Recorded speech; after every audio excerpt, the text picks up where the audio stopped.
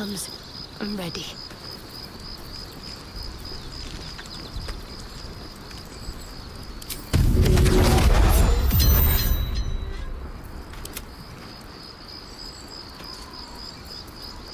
Never a dull moment.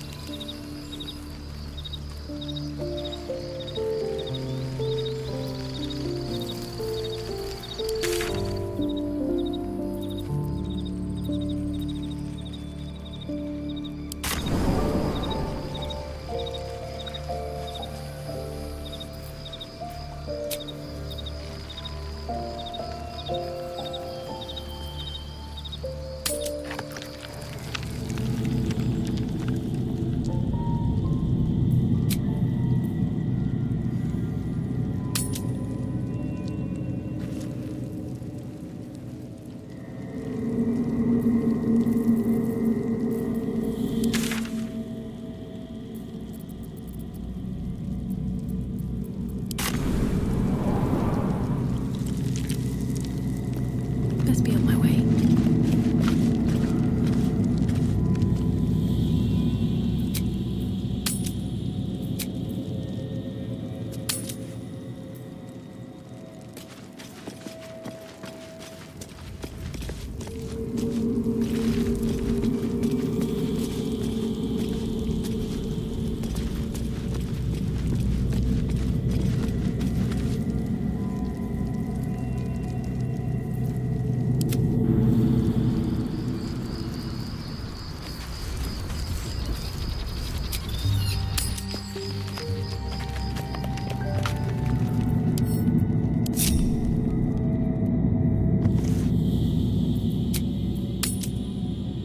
No time for dallying.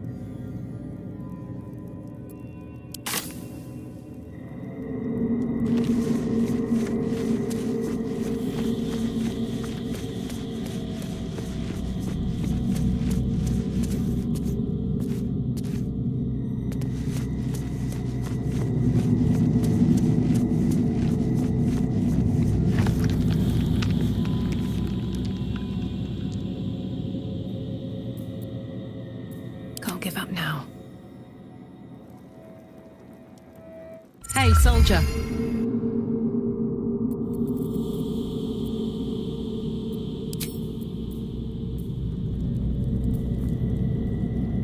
We must press forward. Let's deal with Ketheric, then find Voss in Baldur's Gate.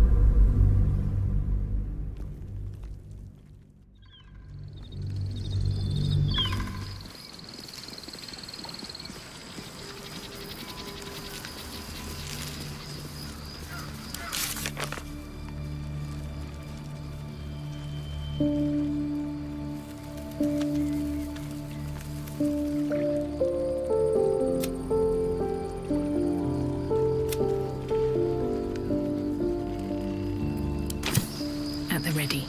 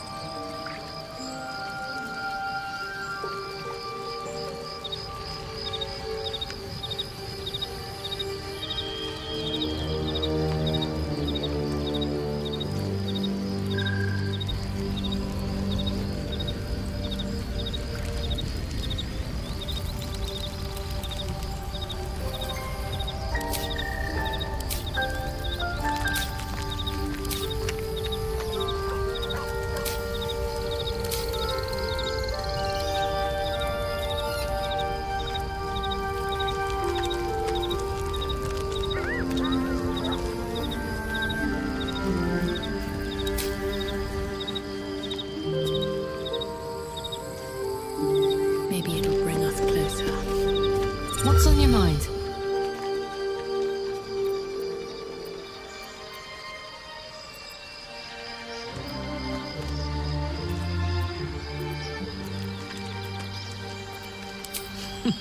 Funny you should ask.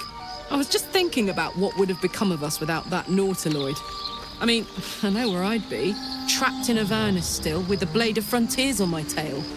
But what about you?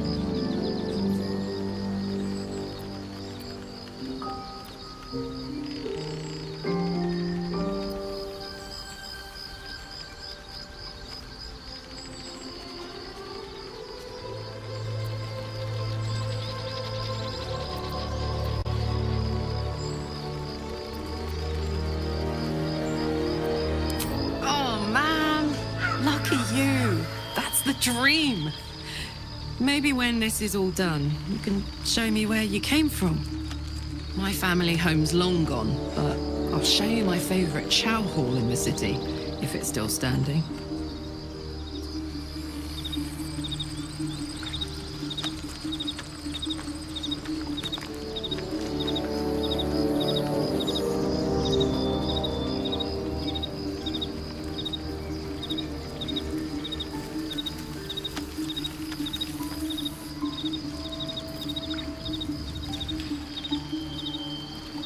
keep going.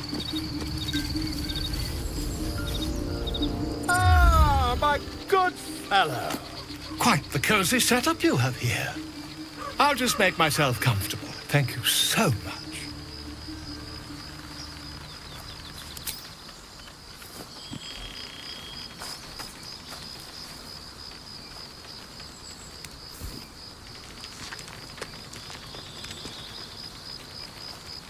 My research turned up a rather brilliant technique that seems quite actionable.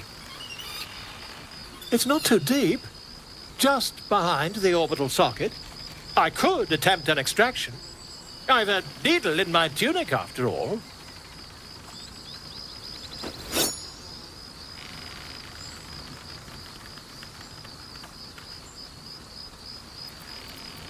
I assure you, I've dreamt of it 1,000 times over.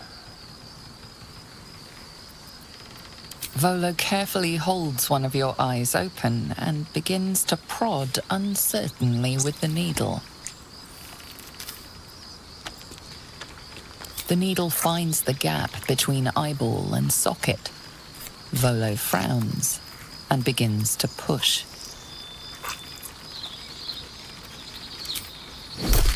Pain shoots through your body as the needle snags on your optic nerve.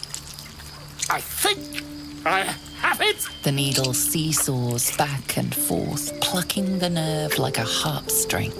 Oh, bother. There's some obstacle in the way. I shall need a more robust implement.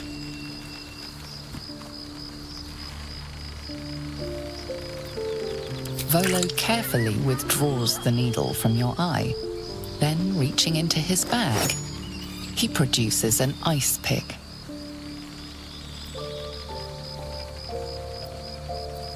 Volo slowly brings the ice pick closer to your eye. Now, don't move. Cold metal presses against the skin beneath your brow. And then, tap, tap, stab. Do you feel that? Ha! I think we have the blighter on the run.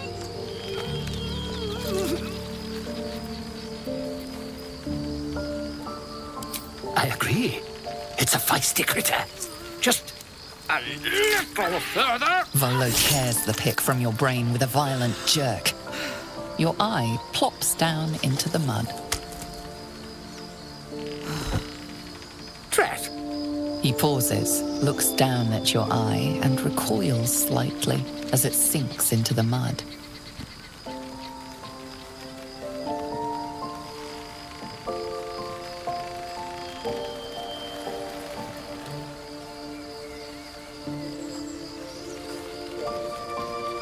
There appears to be an amount of cosmetic damage.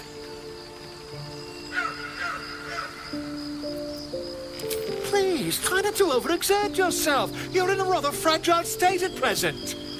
I can't help but feel partly responsible. Perhaps there is something more I can do.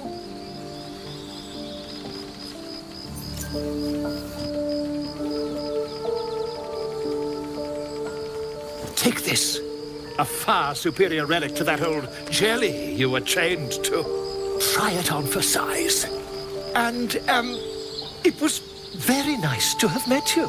I'm sure you'll sort out your little brain problem one way or another. Far away from here, if you've a heart. Terribly sorry, my friend. Ta.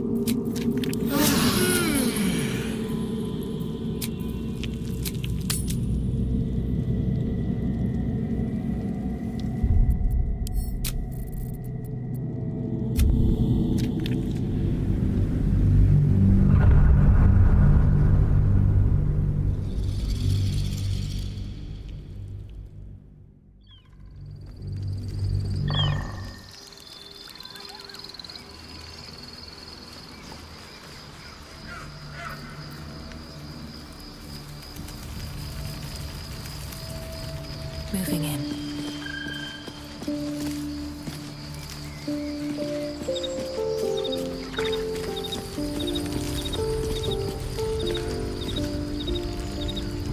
What will Voss have to show for himself when we catch up with him, I wonder? His intelligence may yet prove the key to unlocking the artifact's secrets. We should ensure we follow up when we reach Baldur's Gate.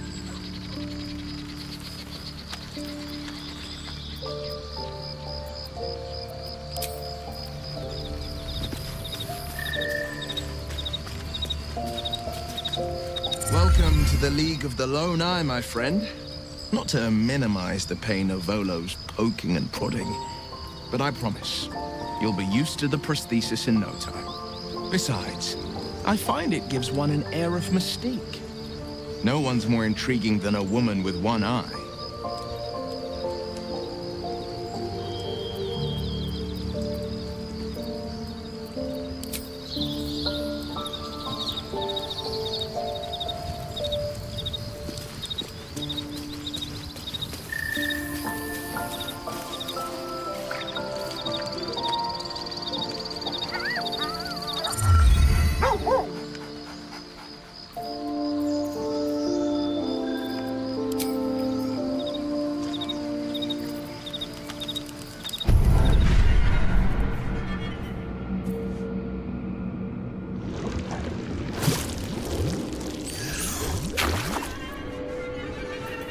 Attention!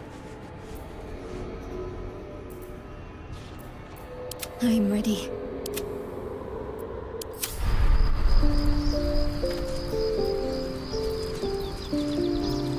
Shouldn't have wished to live in more interesting times.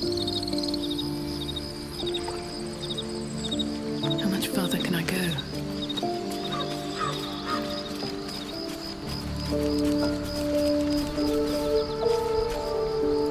I need a quick word.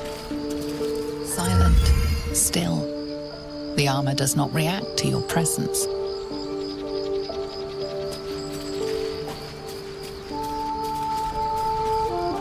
I didn't expect Glazel to turn on the Lich Queen so readily. Wonders never cease.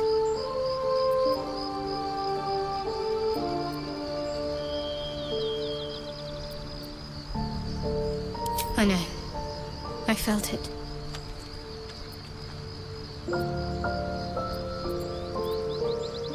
Yes. No. I don't know. The artifact seems to have powers, and a will of its own. It protects us. I don't know how or why, but I'm glad. I felt it go from me to you. You need its help, just as it needs us. Still just a box, after all.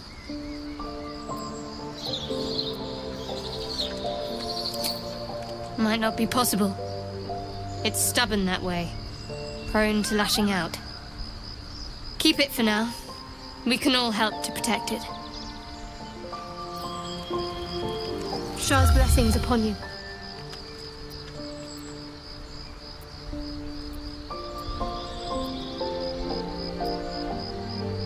On one hand, they seem useful. But on the other hand, or perhaps tentacle before long, we know where they're coming from, and what lies at the end of that path. I never expected Ceramorphosis to be tempting.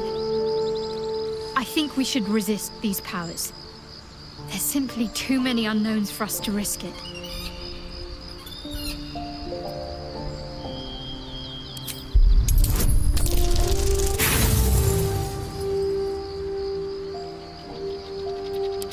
I see it as more a case of wisely avoiding a potential threat. My mind is set.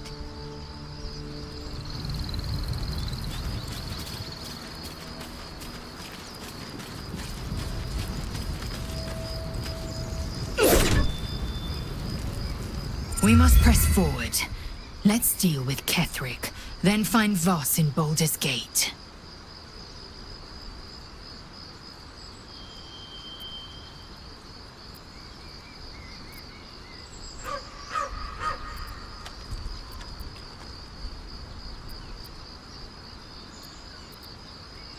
The disc appears in your mind's eye. Lae'zel sees it too, and considers the vision. Tissue markings. Ancient. I recognize them, but I can't make sense. No. Wait. The texts are enciphered, but there's a common speech translation beneath, carved in a different hand. It's a story about Orpheus. Your head buzzes in concert with Lae'zel's, but it hardly matters. Even without the connection, you'd recognize her discomfort. This text is heresy. I can hardly bear to read it, let alone speak it. Very well. I will read it to you.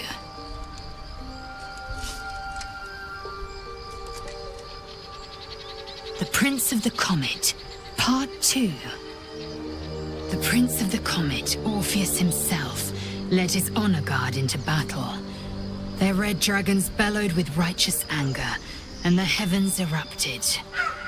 The glorious prince cried to all who could hear him, "Praise be to my mother Gith, the queen of the one sky, sacrificed to the hells by the renegade Vlaakith." But the true heir, the Prince of the Comet, could not overcome Vlaakith's knights and their ill-gotten worms. Mighty Voss, Gestil Kithrak, lit the astral sky aflame. When the ash had cleared, beloved Orpheus was gone. True heir, glorious prince. There's no greater crime than to exalt the pretender called Orpheus. Disregard this drivel. Gith declared that Vlaakith should be queen. Orpheus would have ceded control to the Geich.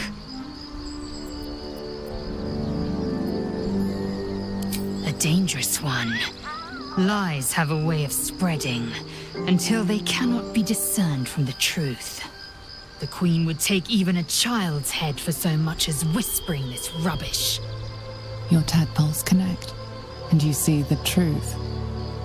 Lae'zel speaks with conviction, but she's riddled with doubt.